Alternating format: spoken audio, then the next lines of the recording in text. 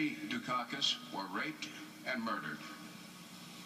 Would you favor an irrevocable death penalty for the killer? No, I don't, Bernard, and I think you know that I've opposed the death penalty during all of my life. I don't see any evidence that it's a deterrent, and I think there are better and more effective ways to deal with violent crime.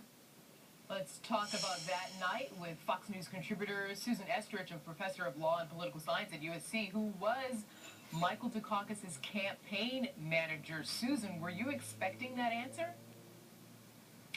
No, that wasn't the answer. I was expecting the question. We knew some kind of question like that was going to come in the debates. There had been a lot of discussion in that campaign about crime, and crime is a values issue.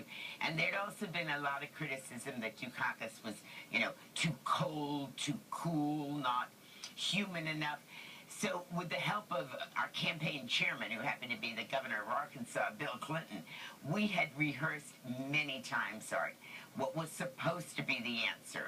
And the answer was supposed to start with Governor Dukakis saying, I know what it's like to be the victim of crime. My brother, that's his brother, was killed by a hit-and-run driver left at the side of the road. My father, again, his father, was a doctor who was robbed and, gagged and tied up in his medical office as these intruders were stealing and robbing him for drugs. Then he was supposed to go on and say, and Clinton had rehearsed this, but when you're a chief executive, you have to make tough calls. We're a nation of laws, not of men, and that was the answer. And Dukakis had practiced it, and we'd all practiced it.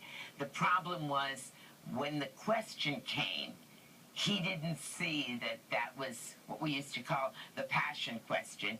And so instead of saying what I just said and communicating that he understood the crime issue as a values issue and that he was a person of a great emotional strength, he came across, frankly, as being sort of cold and didactic, and it was a political disaster. Yeah.